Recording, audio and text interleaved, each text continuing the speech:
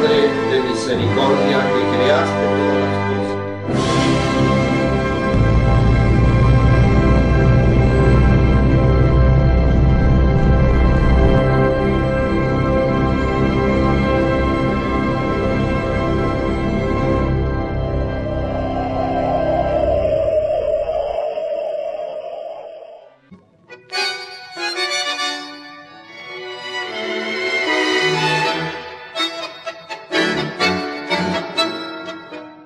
Bloque de huellas, vamos a hablar de un tema que no es muy conocido en la historia local, y es más, cuando se trata a nivel nacional o a nivel internacional, siempre despierta interés y está rodeado de un halo de misterio. Nos referimos específicamente a la masonería. Vamos a hablar de la masonería en términos generales para ubicarnos en el tema, pero lo que nos interesa y el tema que va a desgranar Arturo, con los datos, con la información con la que contamos, es la masonería en San Francisco. Los datos con los que contamos de la presencia de masones en la ciudad de San Francisco. Arturo, cuando uno habla de masonería hay como un halo de misterio porque se trata de sociedades de características secretas, ¿verdad? Claro, originalmente han sido unas organizaciones secretas, por supuesto, o grupos de personas que generalmente son profesionales, personas destacadas dentro de una sociedad, que se agrupan en esas entidades con la finalidad, al menos es lo que siempre se menciona, de hacer el bien, de hacer un beneficio a la sociedad. Esto ya arranca en Europa, allá por el siglo XVII, siglo XVIII, en otros países, en otros lugares, pero es algo que está extendido a nivel mundial. Siempre han sido sociedades secretas, y esa cuestión de la sociedad secreta es lo que los lleva a rodearse, ¿no es cierto?, de un halo de misterio y de pensar, vaya a saber, ¿no es cierto?, qué es lo que hacen los masones. Por lo que vos señalás y por lo que se sabe, efectivamente, cuando por lo menos los objetivos que se conocen de algunas sociedades masones son todos objetivos altruistas. Altruistas.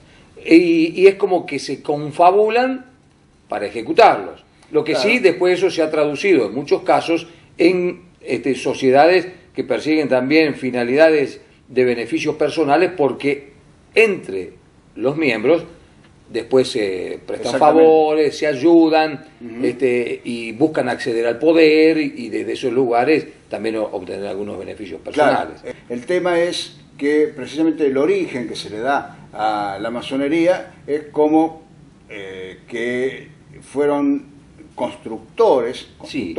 quienes se agruparon en principio como para compartir los conocimientos de la profesión sin revelar secretos. De ahí viene, y luego ha ido derivando Claro. en otras ramas posiblemente profesionales y también en algunos casos en la cuestión política. Claro, ¿no? claro. ¿Y de San Francisco? ¿Qué sabemos Bueno, y en el de la caso presencia de de masones? San Francisco, nosotros tenemos que en la región existieron masones, y donde fue fuerte, por ejemplo, es en el caso de la ciudad de Rafaela, y fundamentalmente también Zenón Pereira.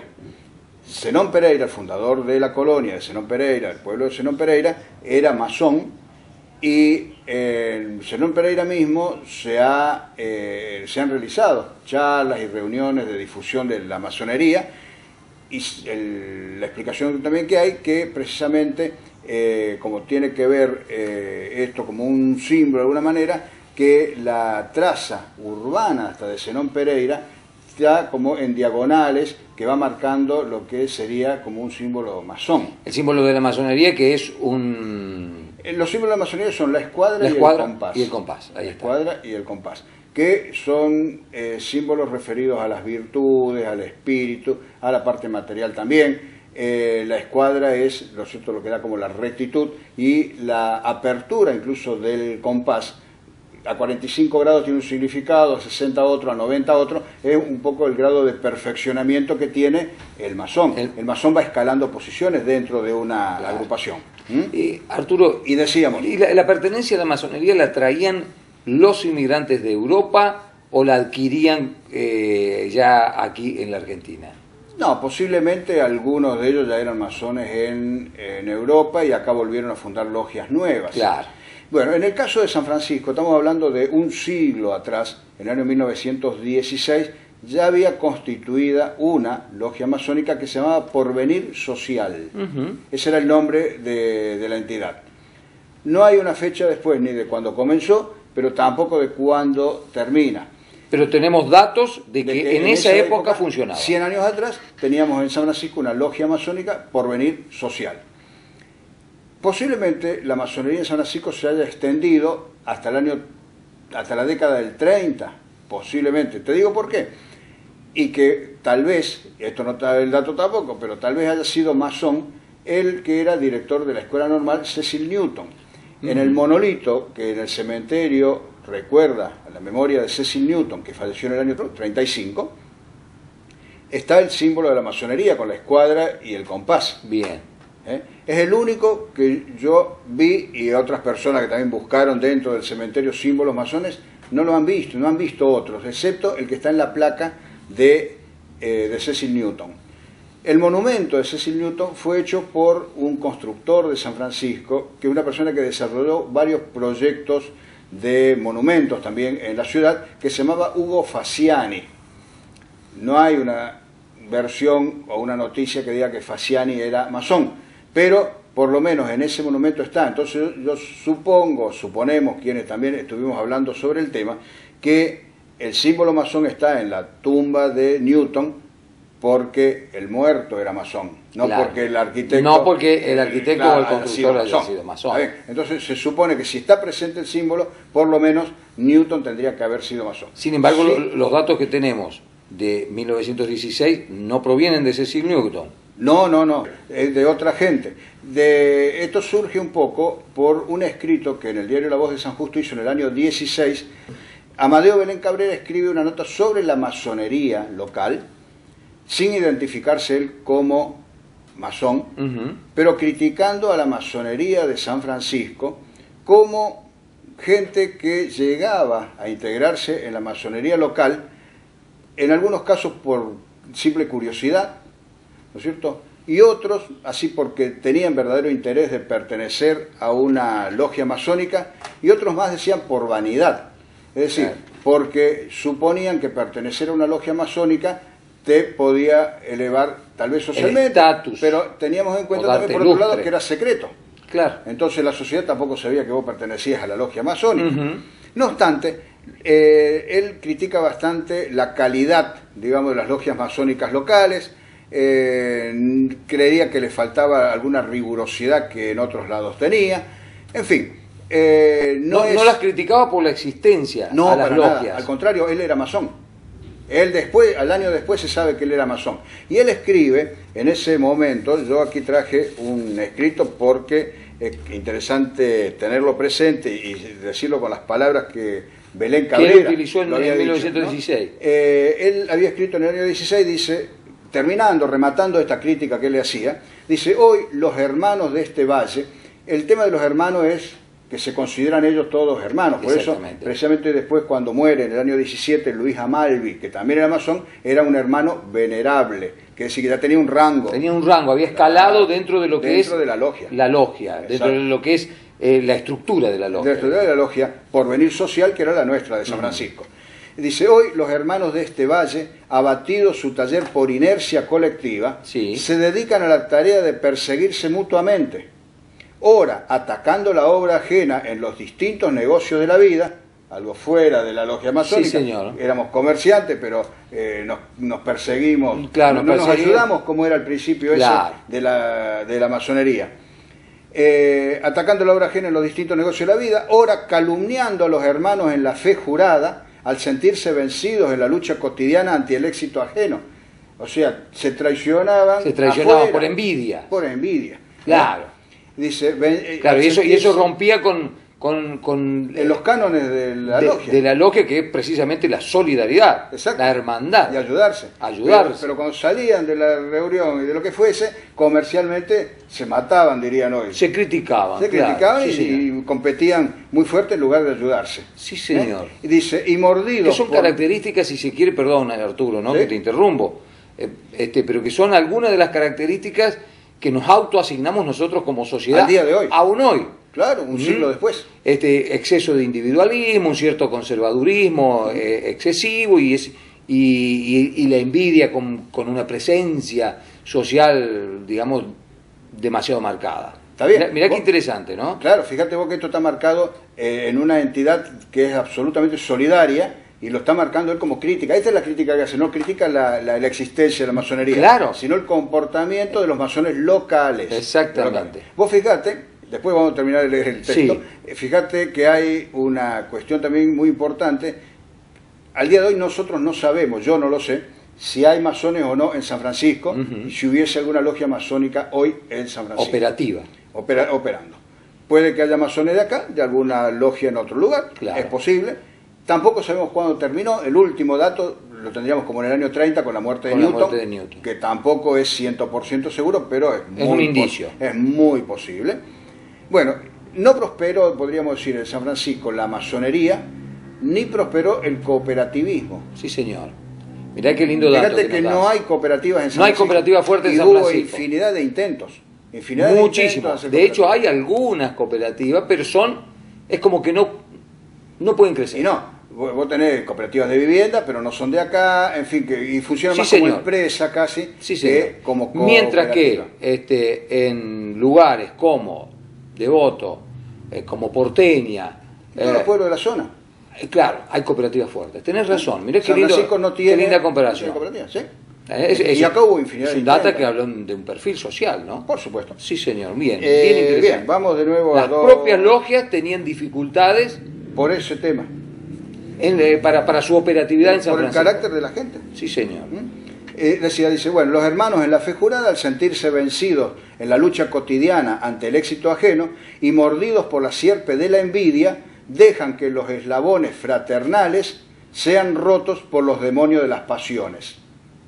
Esto es lo que decía Amadeo Belén Cabrera en el año 1916 sobre los masones locales. Al margen de lo que dice, que ya lo hemos analizado bastante en extenso, qué pluma la de Amadeo. No, por supuesto. ¿No? Y una persona muy joven, en el año 16, una persona de alrededor de 30 años. Qué pluma, 29 años, 30 años.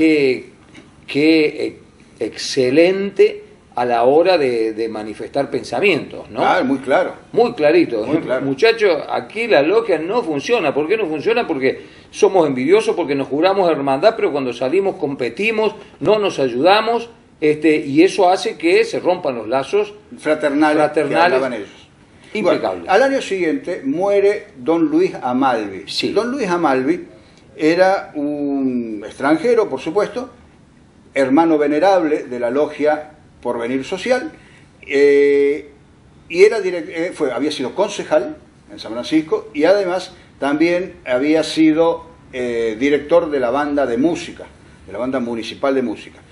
La muerte de Amalvi, no esperada, porque tuvo un largo proceso de enfermedad, conmovió de todos modos no solamente a los sanfrancisqueños, sino a los hermanos de las logias de la región. Y fue multitudinario el sepelio, a tal punto que desde su casa mortuoria, porque se velaba en la casa del muerto, en el domicilio. Claro, se lo llevó hasta la plaza, cerca de la iglesia, a pulso. La Plaza General Paz. La Plaza General Paz. Lo llevaron a pulso hasta allá y recién ahí lo ponen en el coche fúnebre, que era tirado por caballo del momento, que lo van hasta el cementerio.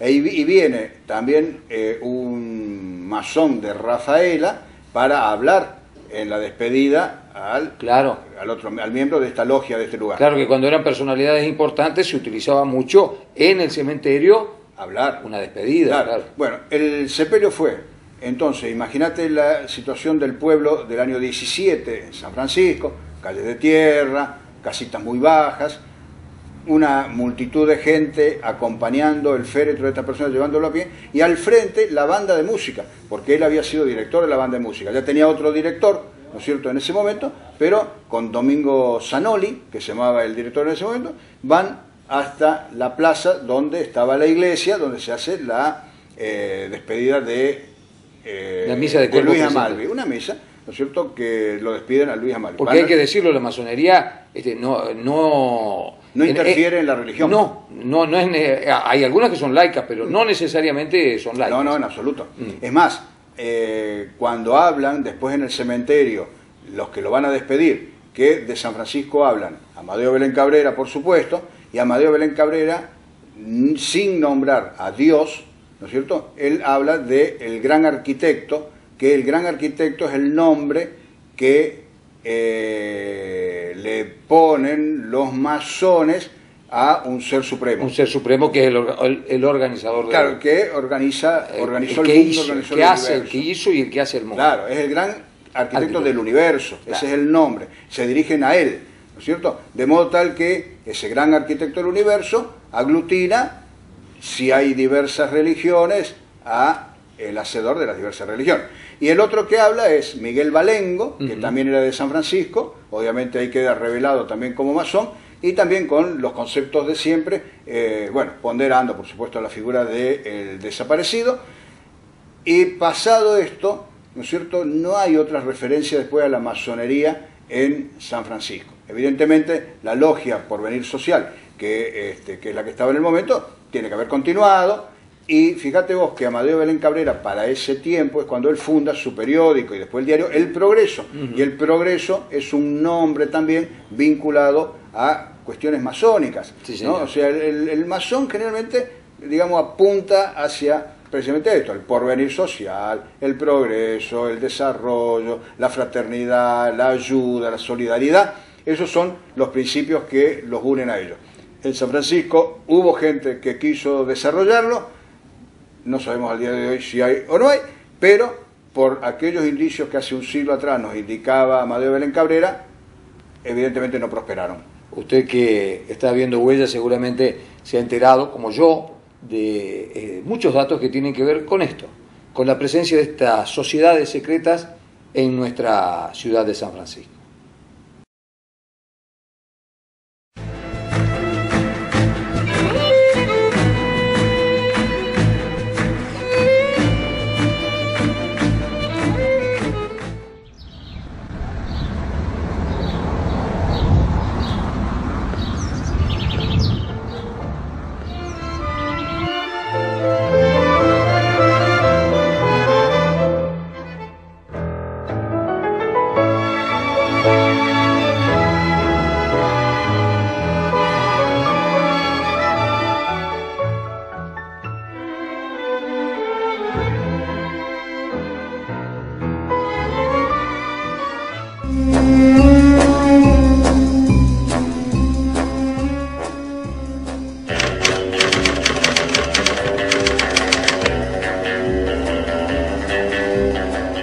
Hoy vamos a ver y a analizar de alguna manera una de las viviendas, de las viviendas más importantes que ha tenido San Francisco desde sus primeras épocas.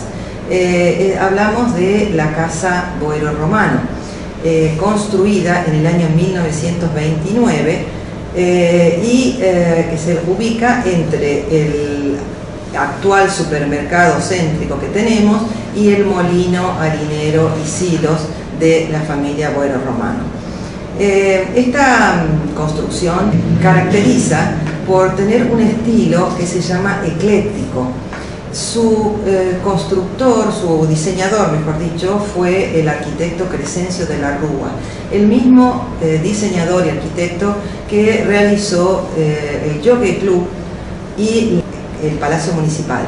Es interesante destacar la relación que San Francisco tenía con Rosario, por el hecho de que todos nuestros granos se iban al exterior o salían por el puerto de Rosario. Entonces la comunicación y las relaciones comerciales e incluso profesionales de servicio eran más frecuentes y más asiduas con Rosario que con lo actual de Córdoba, que es la manera en que nosotros nos movemos actualmente. Crescencio de la Rúa proyecta entonces esta vivienda con un criterio de arquitectura ecléctica, que significa arquitectura en la cual se eligen ciertos elementos de distintas procedencias, renacentistas, manieristas, clásicas, barrocas, y se hace una mixtura que generalmente termina siendo algo muy, muy académico, muy importante en cuanto a su presencia y en cuanto sobre todo al uso de los materiales que va a utilizar. Esta casa, si ustedes la miran con detenimiento, tiene una composición muy simple y muy simétrica. Es decir, tiene una planta baja en donde está tratado la superficie con un buñado, unas hendiduras que van marcando como si fueran piedra, les da una fuerte característica, digamos, consolidando la idea de base de la construcción. Mientras que en la planta alta aparece una terminación mucho más delicada, con unas pilastras, estos elementos que sobresalen del muro, que tienen un coronamiento de un capitel con formas de un capitel compuesto que tiene formas de volutas y hojas de acanto, tomados todo eso de los órdenes clásicos. Entonces hay una serie de situaciones allí en donde se intercambian elementos clásicos con elementos de la época del Renacimiento, en el caso de los cabezales curvos de los aventanamientos de la planta superior, o en el caso de los arcos rebajados que tiene el aventanamiento central de la planta baja. La composición termina en una importantísima cenefa, un elemento que sobresale y que crea una sombra fuerte sobre la fachada general, muy ricamente trabajada, con hojas de acanto, con mútulos que sobresalen, con estos elementos que aparecen como pequeños cubitos que van dando todo un juego de luces y sombras muy interesante. La cornisa sirve de base a un pretil. El pretil es la terminación superior de lo que es la terraza, que se encuentra en la parte de arriba, y tenía en su momento una muy importante cantidad de balaustres, esas especies de botellitas que aparecen cerrando. Hoy han desaparecido en su mayoría. Es de destacar en la fachada, sobre todo, el tratamiento de las carpinterías, las puertas de ingreso de la parte de la planta baja y las rejas de los balcones, que se hayan realizadas en bronce, lo cual es una verdadera joya de la artesanía en ese metal. Si ustedes se fijan, van a ver prolijísimos elementos vegetales que se van enredando, elementos de muchísima riqueza decorativa que hacen de eso una composición muy distinguida, muy sobria, pero de mucha prestancia. La recomendación es que cuando nosotros vamos al supermercado o al vecino, nos tomemos un ratito para mirar estas verdaderas joyas de nuestro patrimonio. Es la manera en que vamos a empezar a valorarlo y a amarlo. Nadie ama lo que no conoce, y conociéndolo realmente uno se siente como que pertenece y nos enorgullece ser parte de esa historia. En este nuevo bloque de huellas, lo que vamos a repasar es la historia de una persona que fue relevante en la historia de San Francisco, una historia que tuvo una impronta de actividad muy importante en lo social, en lo deportivo y también en lo político. Nos referimos al doctor José Venturuzzi, un hombre que durante muchos años fue una figura destacada en la ciudad de San Francisco, Arturo. Sí, desde muy joven. José Venturuzzi nació en San Francisco en el año 1914 y bueno, siendo muy chico, ¿Los Venturuzzi forman parte de las familias colonizadoras de San Francisco o vinieron un poquito después? Vienen un poco después con el papá, que era constructor. Son de los primeros años, ¿no es cierto? Y de origen friulano. Son friulanos. No son piamonteses. No son piamonteses. Y con el papá Venturuzzi, que era constructor. Claro. Entonces ellos se radican aquí en San Francisco. A pocos años de haber nacido José, pierde a su madre, así que él queda huérfano de madre siendo muy chico, y alrededor de los 4 años de edad, de modo tal que el padre se hace de alguna manera cargo de la crianza de los hijos, a la vez de su trabajo ya como constructor en aquella época, estamos hablando del año 1918. Bueno, pasada la escuela primaria, el padre de José decide enviarlo a estudiar en el colegio salesiano de Colonia Viñó, lejísimo para la época. Y él un lugar que tenía internado, vos te quedabas ahí meses. Claro, tenía meses. En ese ambiente, cuando él está en el colegio salesiano, él toma, digamos, la decisión luego de continuar en el futuro su vida como eclesiástico, o sea, siendo sacerdote. Quería ser cura. Quería ser cura. El padre no acepta esto, lo trae entonces de nuevo a San Francisco, termina sus estudios en la escuela normal, donde se recibe como maestro normal. Y luego era una tipicidad para los hombres en esa época. No había muchos maestros hombres. No, para nada. Varones. Es más, el Colegio San Martín recién estaba en sus comienzos, incluso como colegio incorporado. Para esa época estaba como colegio incorporado. Estudia y luego se va de San Francisco a hacer una carrera profesional, universitaria, que es cuando se recibe de escribano y años después continúa los estudios y se recibe de abogado. Ya radicado en San Francisco, bueno, él tiene una intensa vida social acá también, porque es uno de los iniciadores del Club El Tala. Claro, era basquetbolista, era una persona deportista, así que se dedicó a esto. Luego se vincula también a Sportivo Belgrano, que estuvo durante tantísimos años. Es más, en un momento dado, la cancha de fútbol llevaba el nombre de José Venturuzzi, así que pienso que debe conservar el nombre. No escuché más que la llamen José Venturuzzi, pero en un momento dado tenía el nombre de él. Y luego también participó. Había ayudado mucho en algunos procesos de quiebra. Sí, él intervino, ¿no es cierto?, para salvar de alguna manera en algunas instancias al club, ¿no?, a Sportivo Belgrano. Y luego también participó en el Sport Automóvil Club, donde fue presidente incluso del Sport. Pero al margen de esto y de su vida profesional, con su esposa, ¿no es cierto?, Carlota, que también es escribana, y luego ya los hijos, que también fueron profesionales, desarrolló un estudio jurídico que es muy importante en San Francisco, al día de hoy todavía, ¿no es cierto?, de mucho prestigio, y él también se dedicó a la política porque desde muy joven, junto con Enrique, su hermano, que fue concejal en San Francisco, eran dirigentes del Partido Demócrata. Sí, señor, y de hecho fue senador provincial en representación de la UCD. De la UCD, Unión del Centro Democrático, a finales de los años 90. Cuando se incorporó la figura del tercer senador. Fue senador cuando, en el tiempo previo a la unicameral. Exactamente. O sea, cuando todavía teníamos Cámara de Diputados y senadores en la provincia de Córdoba. 3 senadores por el departamento de San Justo, 2 por la mayoría y 1 por la minoría. Exactamente, y ahí fue senador José Venturuzzi. Así es. Luego de ese periodo él ya retorna a San Francisco, ya era una persona muy mayor, hasta que bueno... Fue longevo, don José. Sí. Más de 90 años. Más de 90 años. Sí. Tenemos algo del doctor Venturuzzi en cuanto a imágenes. Tenemos imágenes en la actividad de él como dirigente friulano. No es un discurso trascendente, por cierto, sino que son unas palabras que él ha grabado en el año 1995, en una fiesta precisamente de la colectividad friulana, en la Sociedad Italiana, donde él hace unos deseos de felicidad para la gente que está participando de la reunión, y es lo que vamos a ver entonces a continuación, recordándolo, ¿no es cierto?, en esa faceta social en San Francisco. Vemos y recordamos entonces al doctor José Venturuzzi.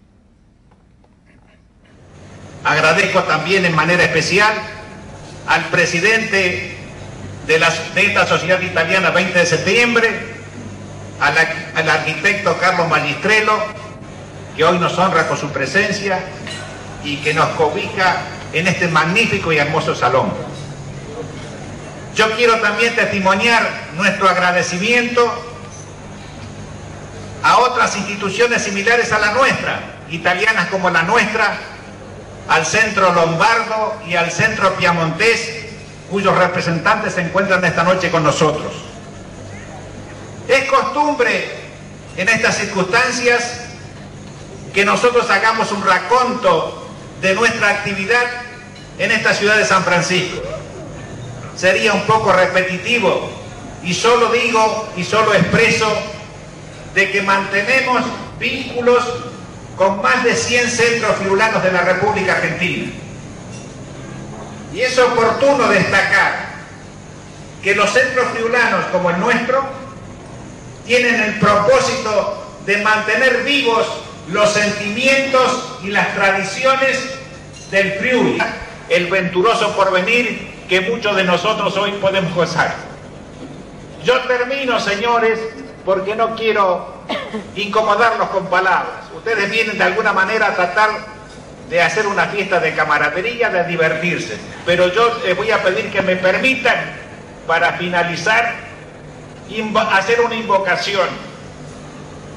Y la invocación es, ustedes saben que este año está a punto de finalizar el año de la familia, ese núcleo importante de la humanidad. Por eso yo invoco y rindo mi homenaje a todas las familias del mundo, porque creo que así corresponde. Nada más.